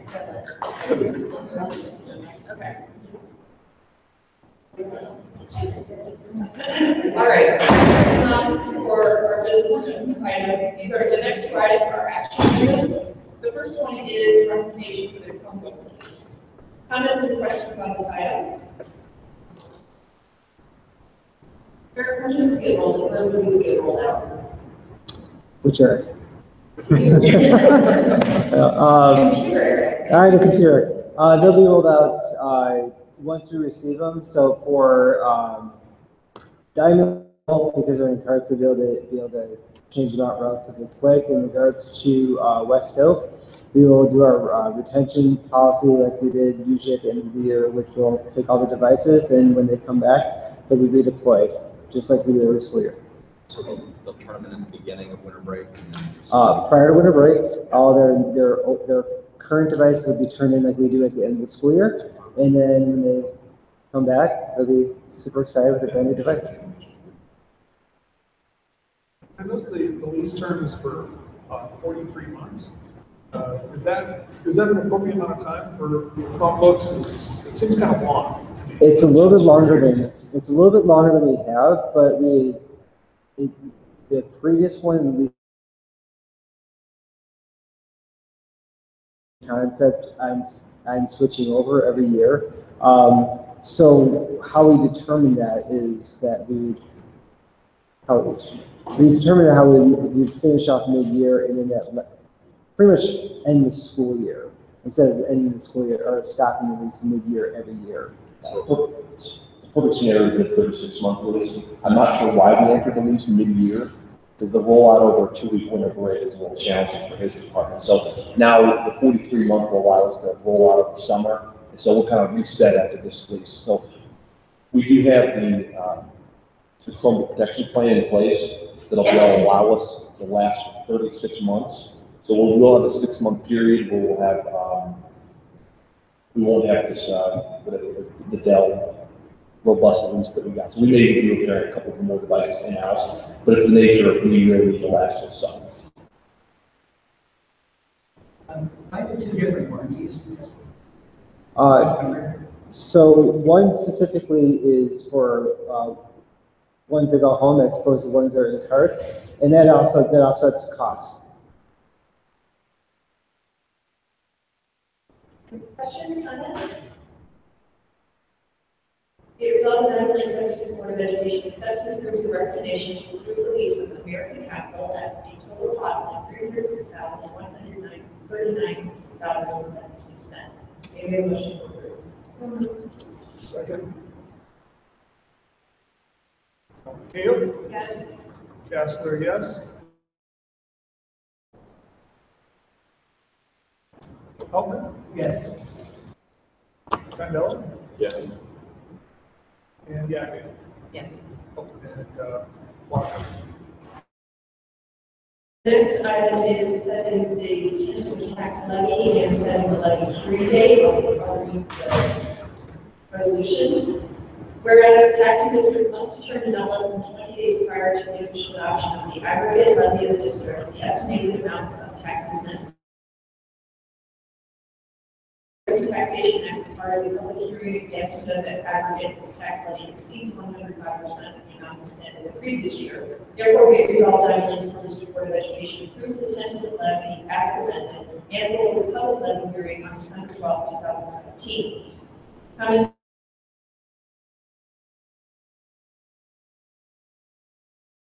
Assessed valuation increase seemed high, 4.7%. I'm sorry, would you like me to go over the presentation as well? I'd be happy to do so. if you guys want. I know it's riveting to follow that facility presentation, but you get that information from the assessor's office. So they give us what they believe is the tentative EAV for the following year. I go a little bit more conservative, so they projected more of a 5% increase. I went a little bit below. And they also give us kind of an estimation for the property.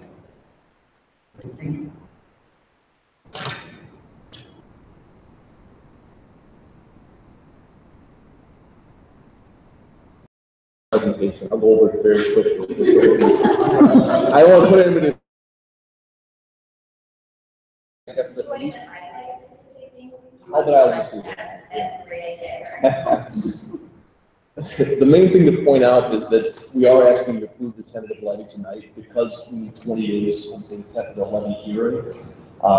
Traditionally, we would present now, approve the next meeting, or the meeting on the 28th, in 20 days. So that's why we are requesting, which I will go over the full presentation. But there's a ton of documents that are attached, and I'll be happy to talk with you, each one of you individually.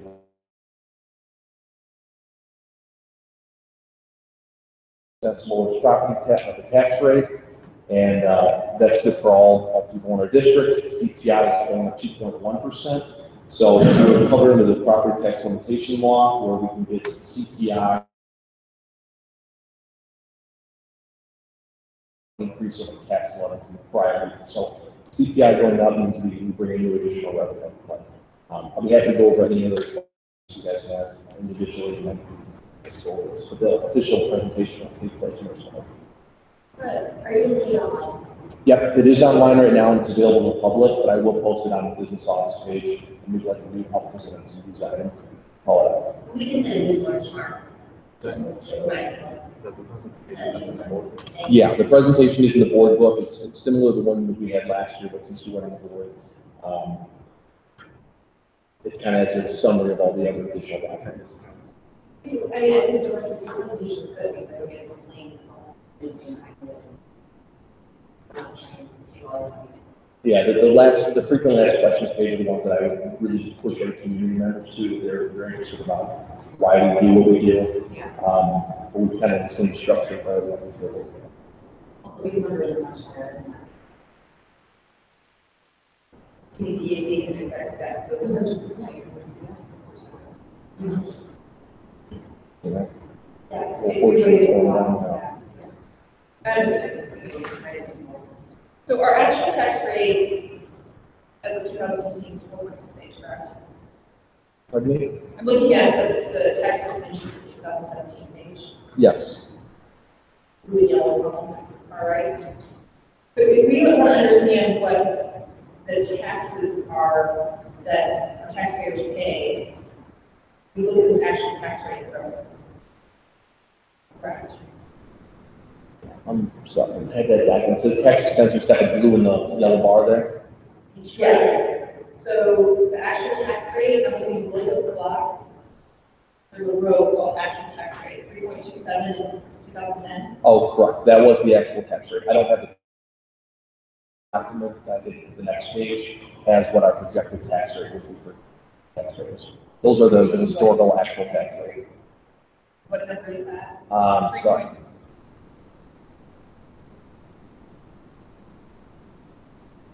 Yes. So it has gone down from the prior year. Yeah. And that's a direct extension of the EAV rising in the district. So I just want to point out to the board some of the history here. The way that EAV has been working is based on value or value of properties. And even though our general economy has improved over the past 7 years, we have economic recovery, our EAV is in a lag. The assessment is a lag, and therefore the tax rate has changed accordingly. So if you look back in 2010, our EAV was almost $324 million. We still have not recovered back to that level. We've recovered back, we're now at 4,000, so we're kind of getting back to around 2012 levels. So we've rebounded some, but it's slow, and it's not.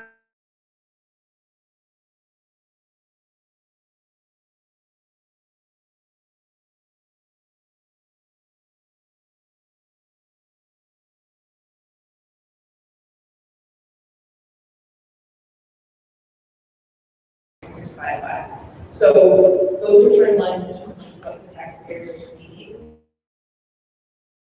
The economy is finally showing up in our property values in a way that's going to help each taxpayer is more.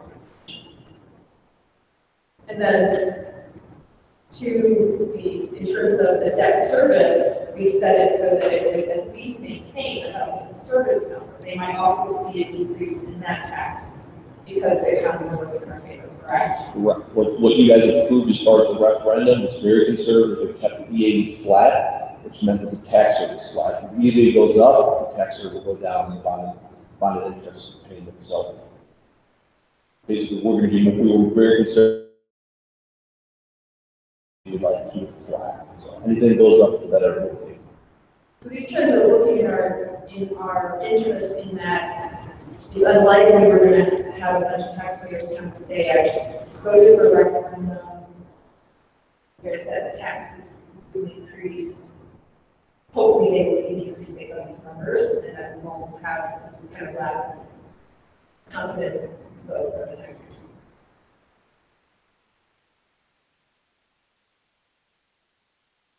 Anything else, Gary, you want to make sure you know?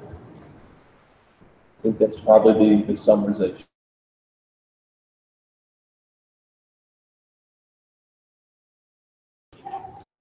Okay, so any other questions, comments?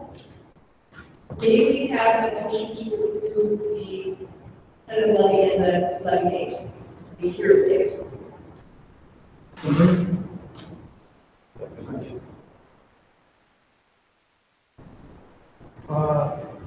Humphrey. Yes. Miller. Yes. Bordeaux. Yes. Hale. Yes. Kessler, yes. Walker. Yep. Yes. That concludes the action items. The next business agenda item is first reading of the Press 96 policies.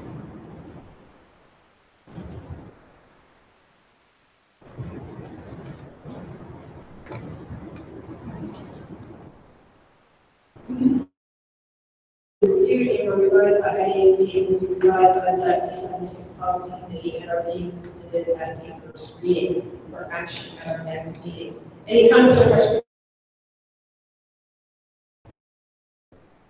I just had a question on the process. Once we approve policy at the board level, what do you guys do to make sure that we're adhering to all the policies, including any changes?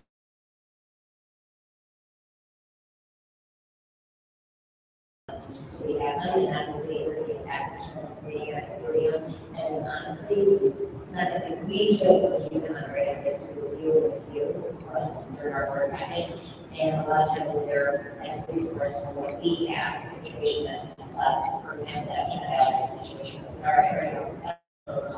Rules that and realize that we had out there administrative procedures. A lot of times the procedures need to be updated or revised, not necessarily policies. Policies set by the state, right?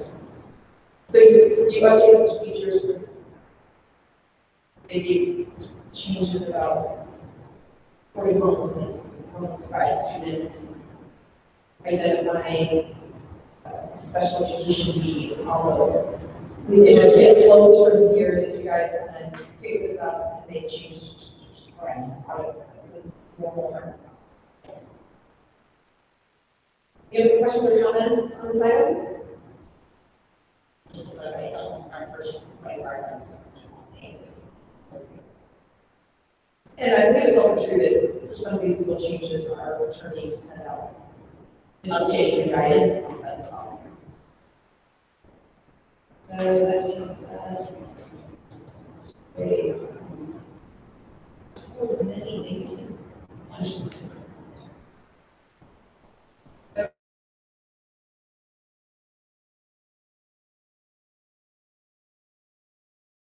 The attached is proposed intergovernmental agreement, 79 Fremont, and was submitted for approval Tuesday, November 28th. So, the action will be at that meeting. Any comments or questions on this item? So I'd like to just share with you how this came up. So last year, our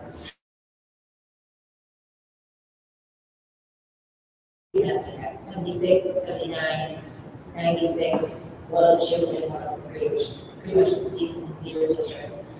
Met with our principals as well as our athletic directors. All of our IESA sports activities. And one of the things that came out of that meeting was that Fremont did not have enough students to have their own wrestling club. So they requested me that we would host some of their students as an in-cooperative agreement. We said absolutely, it's not going to have wrestling season. So Fremont District 79 initiated this with their attorney. Our attorney has reviewed it. We've also just put in an application with IESA, and supposed to roll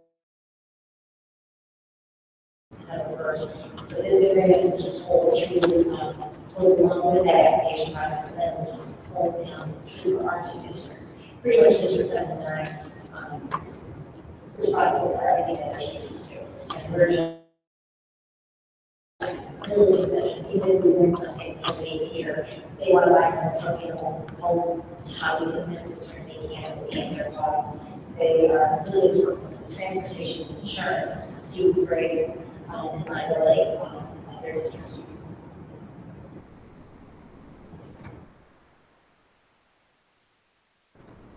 Okay.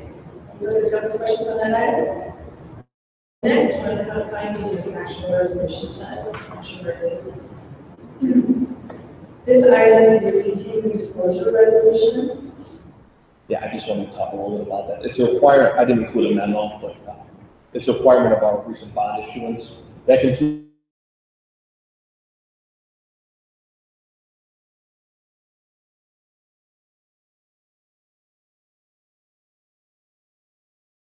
So this is really just, there's a checklist that's part of this as well, that we will comply with the federal securities law and all the mandatory record keeping that goes along with issuing bonds. So it's kind of a saying we will review this checklist annually in good practice, so this policy is saying we're going to adhere to federal securities law and the bond. So what will be the portfolio resolution that allows us to? Correct. I'll have a resolution for the next meeting. This is just kind of for information. But it's required.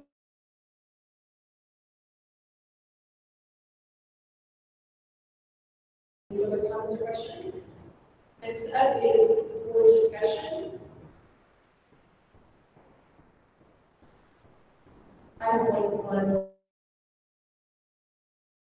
CL, our special education consortium, is in the process of searching for a new superintendent.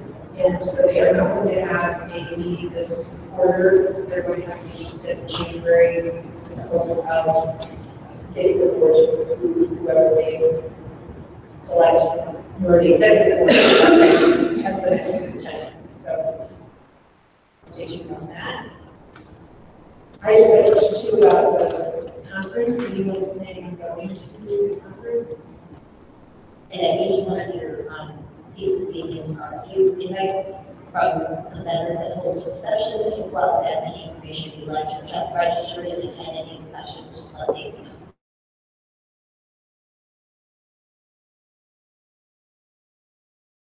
On Friday, and Saturday, and Sunday, 18th.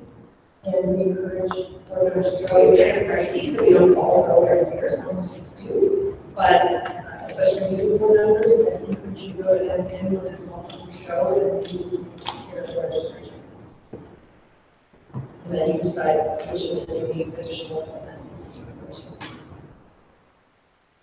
All right, any other more discussion? We had 2 board requests. Any comments on these? No communications.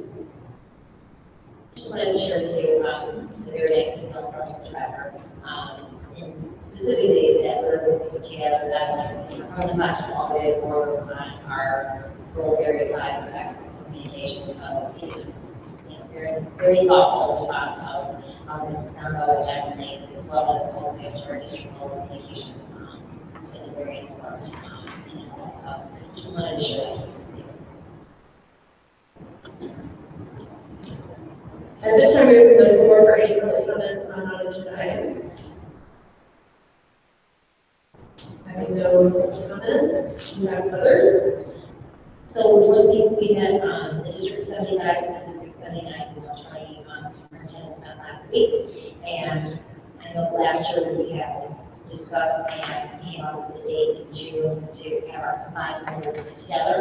And so we thought we'll try it again, and you can make it less formal, and you need to be an update meeting, so 2 members would attend, but don't have to post.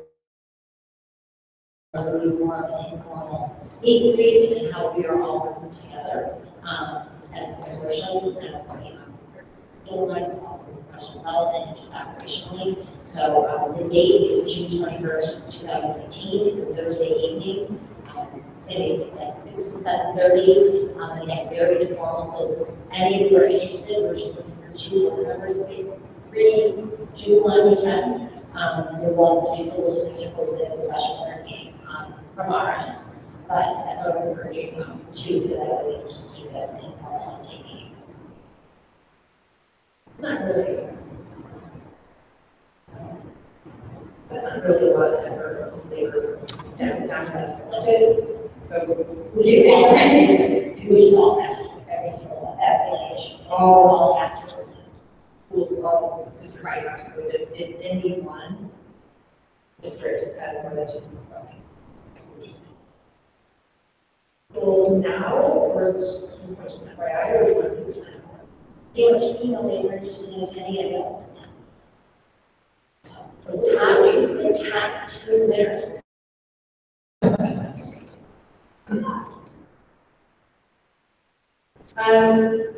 Question, the virtual cards that are recently, right?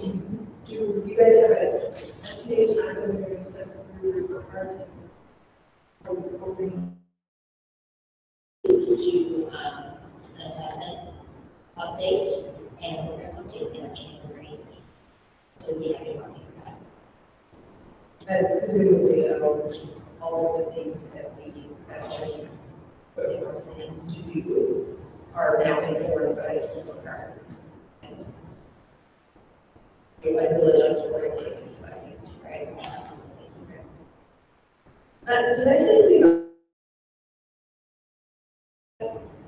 something about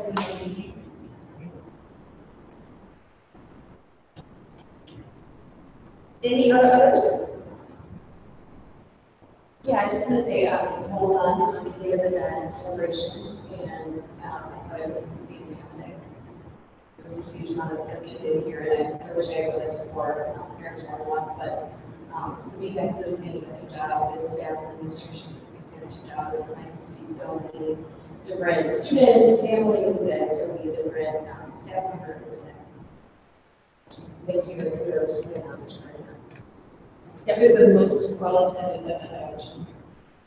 I guess Tracy, she was not, selling tickets on site, so for today, she's not telling us unless I should, stay with the meeting tonight, but she said she gave out about 500 raffle tickets, so that was an indication not only over here. Not just kids.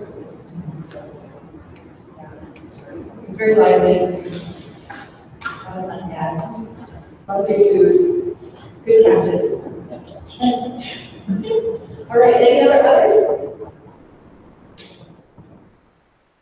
All right, then, at this time, the board is going to adjourn into executive session. The appointed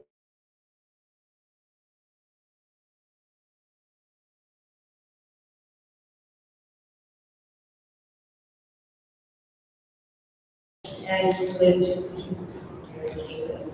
Make a motion to adjourn into executive session.